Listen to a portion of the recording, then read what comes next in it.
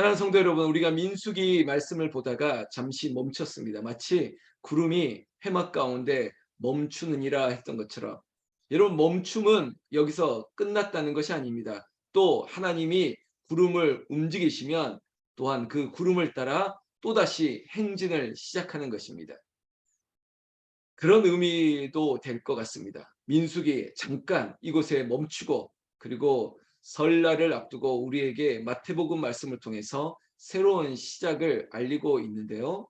그것은 하나님이 우리 가운데 예수 그리스도를 보내셨고, 그 예수 그리스도는 하나님께서 약속하신 그 언약을 성취하신 약속의 왕이 되셨고 구주가 되셨다는 사실을 우리에게 선포하고 있습니다. 마태복음이 오늘 우리에게 그 은혜를 시작하게 한다는 것입니다.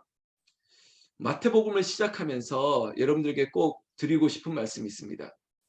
항상 성경을 통독하겠다, 아니 성경을 한번 읽어보겠다 하는 분들이 시작을 하는 성경이 창세기가 시작이 되거나 아니면 마태복음이 시작이 됩니다.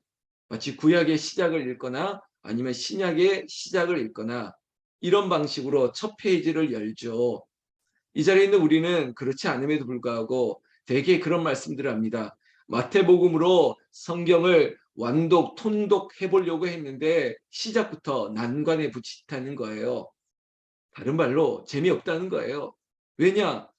아니, 아브라함부터 시작해서 그 이름부터 나오더니 1장, 마태복음 1장부터 수많은 이름들이 나옵니다. 근데 그 이름의 설명도 아니고 누구는 누구를 낳았다, 누구는 누구를 낳았다.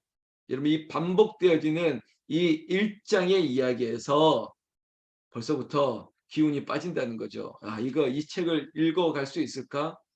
그런데 여러분, 이 아브라함의 족보의 이야기처럼 시작하는 이 말씀이 특별히 이스라엘 유다 백성들에게 뿐만 아니라 오늘 이 자리에 있는 우리에게도 그냥 지나칠 수 없는 내용이라는 것입니다. 마치 설날에, 명절에 가족들이 다 모여 있으면 조상들 얘기도 하고 그리고 믿음의 선조들 얘기도 할 수도 있겠죠. 그러면서 우리 집이 어떤 집안인데 우리 집이 뼈대가 있고 또 너희 뭐 조상들 중에는 누가 있었고 너희 외조부는 뭐 너희 친조부는 뭐 이러면서 이 이야기를 하는 근거가 뭘까요? 그만큼 우리가 좋은 집안이고 좋은 자손이고 후손이다, 이것들을 강조하는 마치 화합을 위한 그런 제시 아니겠습니까? 마태복음 1장 1절에 아브라함과 다윗의 자손 이렇게 시작하는 마태복음은 특별히 구약에 그들이 존경했던 아브라함, 믿음의 조상이라고 했던 아브라함을 이스라엘 백성들, 특히 마태복음은 유대인들을 향한 복음이다라고 하는 별명이 있는 것처럼 유대인들에게 아브라함의 얘기를 시작하면 여러분 귀 기울일 수밖에 없는 것입니다. 아브라함의 자손이 누구냐? 예수 그리스도다. 아주 명쾌한 정의를 내리고 시작하지 않습니까? 마치 논문으로 얘기한다면, 페이퍼로 얘기한다면 마치 시작부터 두 갈씩입니다. 연역법입니다. 처음부터 이 사실을 확고하게 두고 이야기를 시작하는 것이죠. 마태복음을 읽는 독자들이나 지금 우리가 이 말씀 앞에 서 있는 우리들도 하나님의 아들 예수 그리스도, 예수 그리스도가 누구냐라고 했을 때 아브라함의 자손, 다윗의 자손, 여러분 굉장히 중요한 구약의 두 사람 인물을 얘기하고 있지 않습니까? 아브라함, 믿음의 조상이다. 다윗, 이스라엘 백성들에게 이스라엘 역사 가운데 가장 성공하고 존경하고 그들이 닮고 싶어하는 인물 바로 다윗. 여러분 이러면 마치 다윗, 아브라함 두 사람 나오면 이미 게임 끝난 겁니다. 유대인들은 아브라함과 다윗, 다윗과 아브라함 얘기를 하면 머리를 숙일 수밖에 없습니다. 그들이 고대하는 회복, 로마의 핍박을 당할 때도 그들에게 바라던 왕의 모습은 다윗과 같은 왕이었습니다. 그 왕이 오셔서 우리를 해방시킬 것을 사모했던 인물도 다윗이었습니다. 이스라엘 백성, 우리가 얼마나 어려움을 당한다 할지라도, 어떤 어려움을 당한다 할지라도 아브라함의 자손은 저 바다의 별과 같이, 저 바닷가의 모래같이 하나님께서 번성하겠다고 약속했던 우리가 로마의 핍박에도 역사적으로 본다면 여러분 홀로코스트와 같은 히틀러의 잔혹한 그 핍박 앞에서도 이스라엘 백성들이 그들이 일어나고 힘을 낼 수 있었던 이유가 뭐냐? 민족적 자긍심은 바로 다윗을 통해서 심어졌기 때문에, 그리고 아브라함의 자손은 절대 망하지 않고 번성하고 번성할 것이라고 하는 애굽에서부터 아브라함의 자손들이 어떻게 번성했다는 것을 이스라엘 백성들은 누구보다도 잘 알고 있습니다. 우리는 어떨까요? 우리도 마찬가지입니다. 예수 그리스도에 대해서 구약을 통해서 우리는 지금 신약의 시작이 마태복음이라고 말씀드렸지 않습니까? 구약에서부터 이 39권이 도대체 무슨 얘기냐? 한 문장으로 집약해 보라라고 얘기한다면 오실 예수 그리스도를 약속 준비하고 있었다는 책입니다. 구약 어느 성경을 보더라도 오실 메시아 예수 그리스도를 준비한다 이 말고는 할 말이 없습니다.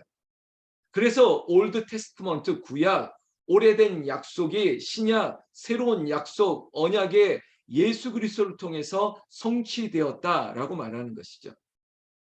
자, 오늘 마태복음 시작을 알기 때문에 제가 개요처럼 이야기가 조금 길어지지만 다시 한번 딱 하나만 새기면 됩니다.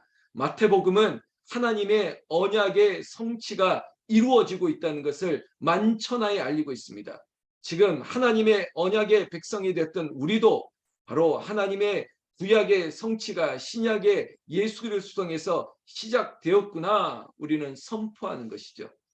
하나님은 언약을 지키시는 분이십니다. 하나님의 가장 큰 약속은 무엇입니까? 예수 그리스도를 우리에게 보내주셨다. 구약에서 예고했던 그 예수 메시아가 우리 가운데 오셨다. 그 예수가 우리를 구원하셨다.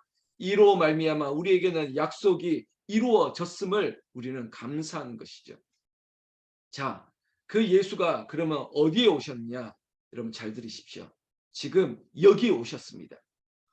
왕이 나셨도다. 그 왕이 어디로 오셨느냐? 바로 여기에 당신의 집에 오셨습니다. 여러분들은 설날 새로운 새해 벽두를 다시 한번 맞이할 기회가 있는데 우리에게도 하나님 오시옵소서. 우리의 인생을 다스릴 왕이 오시옵소서.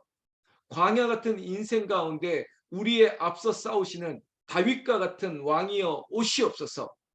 우리의 자손들과 후손들이 믿음으로 번성하게 되실 아브라함의 자손 왕이신 예수님 오시옵소서. 그 고백이 여러분들에게 임하기를 주의 이름으로 축원합니다. 자, 그런 의미에서 다시 한번 마태복음 1장 1절 말씀을 보시면 아브라함과 다윗의 자손 예수 그리스도의 계보라 정확한 것입니다. 예수 그리스도는 아브라함의 자손이요 다윗의 자손이고 아브라함의 언약 약속이 다윗의 그 회복이 예수님을 통해서 이루어졌다라고 선포하고 있는 것 우리에게는 큰 은혜가 될 줄로 믿습니다. 자, 그 약속이 언약이 분명히 계보라고 얘기했던 것처럼 그 계보는 이렇게 흘렀습니다. 다윗까지 얘기를 한다면 아브라함이 이삭을 낳고 그 이삭이 야곱을 낳고 야곱은 유다와 그의 형제들을 낳고 여러분 출애굽 과정 가운데 이스라엘 백성들의 수가 얼마나 되었다는 것을 우리는 알고 있습니다. 여러분 이걸 수치상으로 계산하려면 참 어려울 수도 있겠지만 12지파라고 했던 이름 자체가 아브라함의 12의 아들 아닙니까? 12명의 형제가 애굽에서 430년의 세월을 뒤로하고 출애굽했을 때 그 민족이 정말로 아브라함의 언약이 이루어진 것처럼 하늘의 별과 같이 그 모래와 같이 많아졌다는 사실, 제가 민수기를 통해서 민수기 백성들의 수를 세웠다라는 거 아닙니까? 그런데 그 수가 무려 200만이 될 것이다라는 예측을 한다면 여러분 430년 동안 그 12명으로 시작했던 아브라함의 자녀들이 그렇게 많아진 것입니다.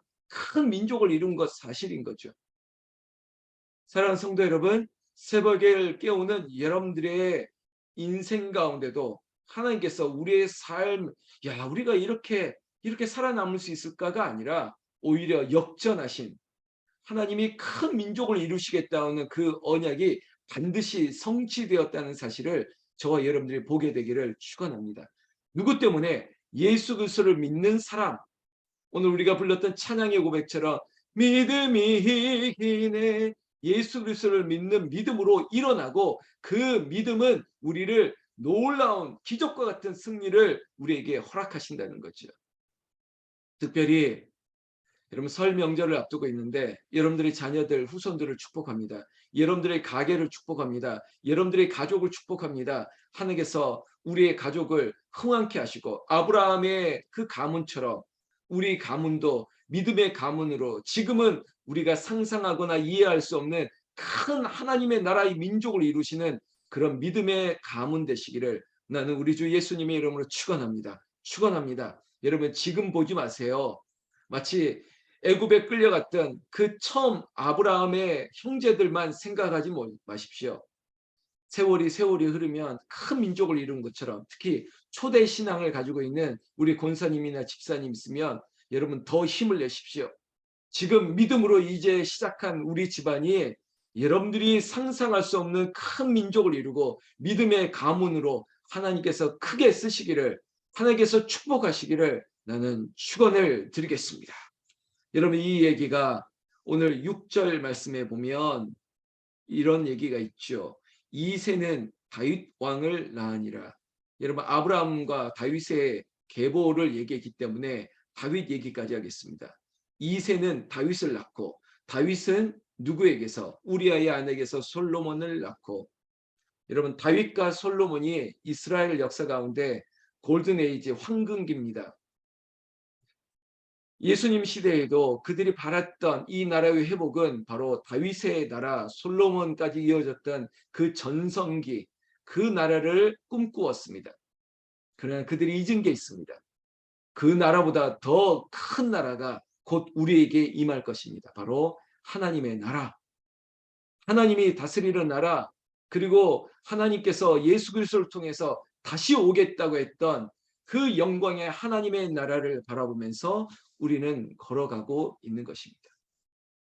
사랑하는 성도 여러분, 이 새벽에 이 예수가 우리 가문에, 우리 집안에 오셨습니다.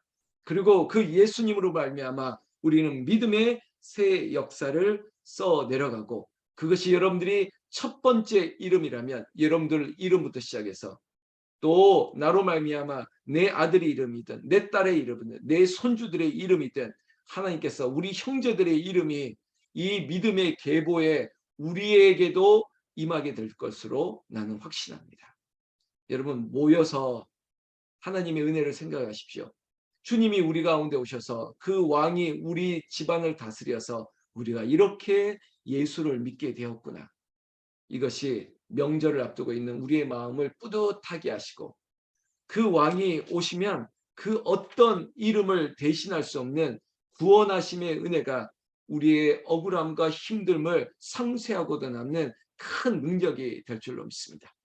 명절을 앞두고요, 다시 한번 여러분들의 마음을 힘있게 하시고, 여러분들의 육신이 쇠할 때마다 하나님 왕이 오셔서 우리를 대신 싸우시고 붙들어 주시는 역사, 바로 우리 그 이름 예수님이 오셔서 우리의 삶을 지키시고 붙드시고 회복해 하시기를 나는 예수님의 이름으로 축원합니다. 축원합니다. 기도하겠습니다.